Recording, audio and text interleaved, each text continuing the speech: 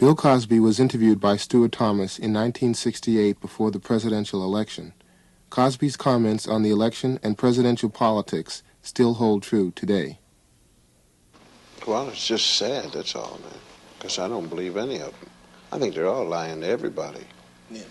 I think Wallace is lying to the white bigots, and they're out there talking about George is going to do it, because George ain't going to do it. True. You know.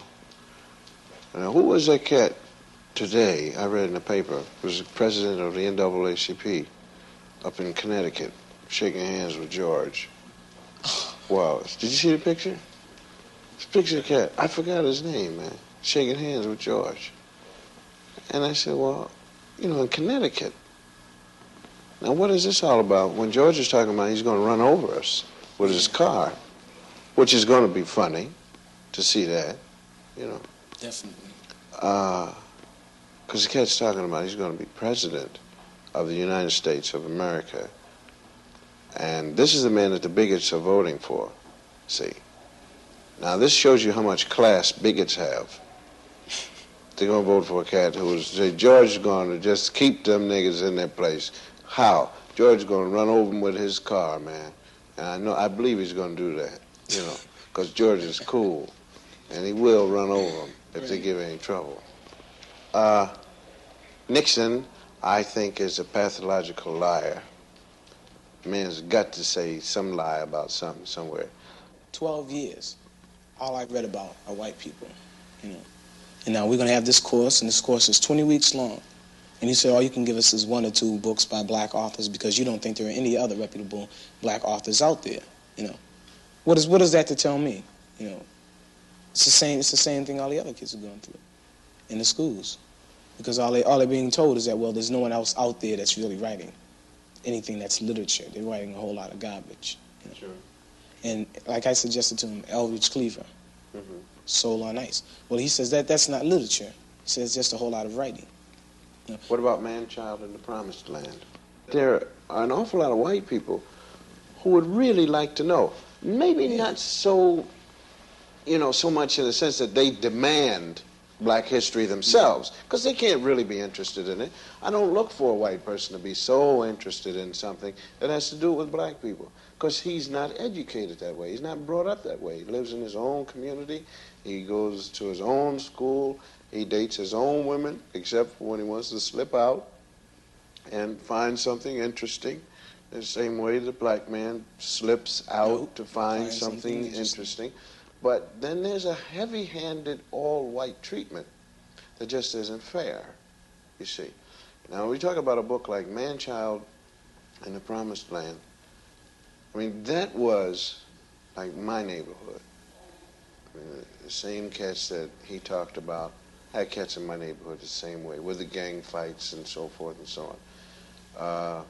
Drugs, we never really came into contact with drugs the way Brownie's book did, because most of the cats I hung out with, we were hitting the ball or chasing the ball or something like that. You know, I came into contact once with marijuana.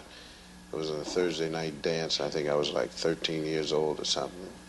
Had on all of the hippest stuff, man. My pants way up, you know, the Daily News in my right pocket, had my Jeff on, and I was looking bad and smoking my father's Camel cigarettes, you know. And this cat came up to me and said, "Give me a light." And I noticed that the butt he was smoking was kind of short. And I offered him a cigarette. I said, "Don't you want to?" He said, "No, man, this is fine." You know, and I put my cigarette up to his, and he made that noise, you know. And I shot out of there so fast, man. You know. But the importance of black history, I mean, you just can't measure it, man. Because then, and I think this is why people don't want to serve it. And they don't want to put it out. Because then most people will really realize that we have done something, you know, as a group. When they say we, I include all of us, man. Because, you know, the cat's going to vote for Wallace. He's talking about keeping niggas in their places, see, or keeping the nigga in his place. He's not talking about everybody except Bill Cosby. No, he's jealous because Bill Cosby's got some bread, too. Yeah. He's jealous because Harry Belafonte's got 2 Cadillacs or whatever. And he just assumed that this whole country be all white, you see. I just feel that if we can get the history put in, that isn't the only thing, but that is a very important thing, man. And it's an example of the racism and bigotry that exists in this country. Right. Because look at how harmless it is, you see, to say that a certain person did something and they did this and so forth and so on, and make it a part of an exam, but they refuse to do it. Before, last year, I excused the teachers and the school system for it because, you know, you have to be prepared. Yeah. And I said, okay, if you don't have it this year, all right, that's because you're not prepared, but you have the summer. You know, go to your library, go to the reserve book room, read, find out, you know, black heroes in World War II, black heroes World War I, so forth and so on. Men who have invented things. The real black man who was with Lewis and Clark. Right. The cat who went to the North Pole, how much he did, so forth and so on. Let's get all this together, man.